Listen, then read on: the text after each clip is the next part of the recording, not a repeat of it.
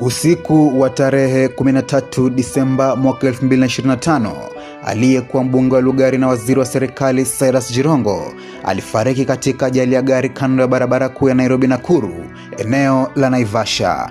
Ni habari zilizosambaa kwa kasi, mijadala ya mitandaoni ikafuata, na kama ilivyo kawaida kwa mtu mashuhuri anapofariki, maswali mengi huanza kuibuka. Hii ni kwa sababu vifo vya watu wenye mamlaka mara nyingi haviishi tu kwenye ripoti ya polisi pekee, bali huacha maswali mengi zaidi ya yale tunayoambiwa, yale tunayooneshwa na yale tunayotegemewa kuamini. Katika mazingira kama haya, hasa pale mtu aliyefariki kama alikuwa na historia ya kisiasa na kibiashara iliyogusa watu wenye ushawishi mkubwa nchini, maswali nayo huwa mazito zaidi. Hii leo hatuko hapa kubashiri, tuko hapa kufanya uchambuzi wa kina kulingana na mfululizo wa matukio yanayopatikana. Uchambuzi wetu unaanza saa 5:30 usiku tarehe 12 Disemba mwaka 2025 na unaishia saa 8:19 asubuhi na sekunde 25 katika hoteli ya Karen Oasis. Cyrus Jirongo alionekana mara ya mwisho akiwa na marafiki zake. Kulingana na shuhuda, inasemekana ya kwamba alikuwa akielekea nyumbani Gigiri, kisha akaondoka hotelini peke yake. Hata hivyo, uchambuzi wa mienendo ya gari unaonyesha kuwa hakuchukua njia ya moja kwa moja kuelekea nyumbani. Badala yake, gari lake lilielekea barabara ya Lang'ata, kisha likapenda kuelekea barabara ya Magadi. Saa 5:50 usiku, uchambuzi wa forensiki wa DCI ulihusisha gari la Jirongo na eneo la Park Place Bar na mgahawa ulioko kando barabara ya Magadi. Hapa ndipo jambo lisilo la kawaida lilianza kuonekana. Kulingana na askari wa usalama aliyekuwa zamu, gari liliingia langoni, likasimama kwa takriban dakika 2 hivi, kisha likaondoka bila dereva kuzungumza na mtu yote na bila kushusha vioo. Huu ni muda wa dakika 20 baada ya kuondoka Karen Oasis, jambo ambalo kwa uchambuzi wa kawaida wa mienendo linaibua maswali muhimu. Je, Cyrus Jirongo ndiye alikuwa bado anaendesha gari wakati huo? Na je, alikuwa peke yake ndani ya gari? Na ni nini hasa kilitokea katika dakika hizo 20 ambazo hazijaelezewa wazi? Kwa zaidi ya saa 2 zilizofuata, harakati za gari hilo hazionekani wazi katika rekodi zinazopatikana. Kisha saa 8:19 asubuhi, gari lilionekana tena, safari hii katika kituo cha mafuta cha Eagle, Naivasha, kando ya barabara ya Nairobi Nakuru. Gari hili halikusimama, halikuonekana kushirikiana na mtu yote, bali lilipita ndani ya kituo na kurejea barabarani. Sekunde chache baadaye, gari aina ya Proboxer lilionekana likifuata nyuma yake. Muda mfupi baadaye, ajali mbaya ikatokea. Hapa ndipo uchambuzi wa forensiki unakuwa muhimu zaidi. Kwa kutumia picha za satellite na mwelekeo wa kamera za CCTV, tumeweza kubaini eneo la ajali, muundo wa barabara na mwelekeo wa magari. Kutoka katika mtazamo huu, mienendo ya magari inaonekana kwa uwazi zaidi. Uchambuzi huu unatupa uwezo wa kuuliza si tu kilichotokea, bali jinsi kilivyotokea, na kama kinaendana na kosa la kawaida la dereva au mlolongo wa matukio usio wa kawaida. Tunapitia ushahidi huu pamoja, fremu kwa fremu, uchambuzi kwa uchambuzi, na mwishowe ni wewe mtazamaji wangu wa dhati utakayeamua.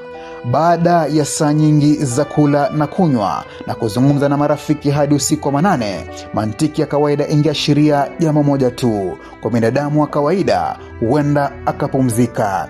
Ndiyo maana safari ya takribani kilomita 90 usiku wa manane inaibua maswali ya msingi. Kwa nini Naivasha? Ni nini kilibadilisha mwelekeo wa usiku wake?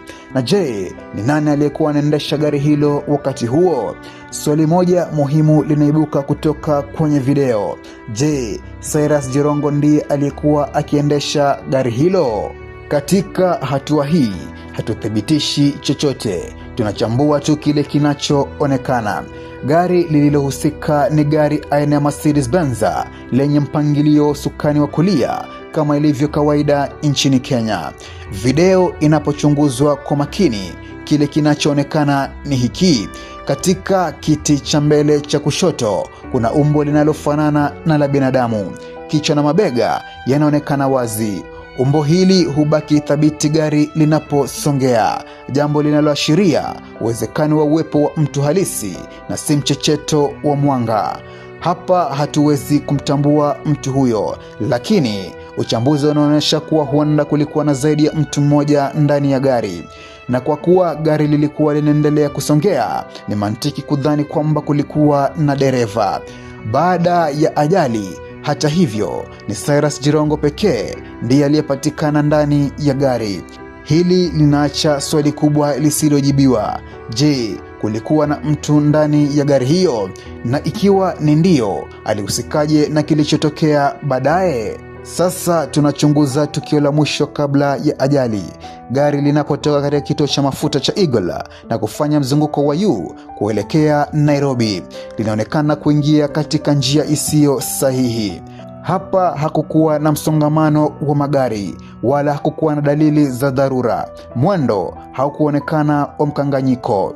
Muda mfupi baadaye, gari linasimama kabisa, likiwa bado katika njia isiyo sahihi. Hapa gari la Mercedes linaonekana limesimama kimya na likiwa wazi barabarani. Basi la Climax linapokaribia, Mercedes halionyeshi dalili ya kuondoka. Video hii inaonyesha basi likikaribia bila kupunguza mwendo.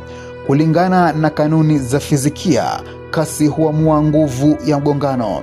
Mgongano huo ulikuwa mkubwa na wa maafa. Uchambuzi huu hautoi hukumu, bali unawasilisha mambo kadhaa ya mfululizo wa mambo yalionekana.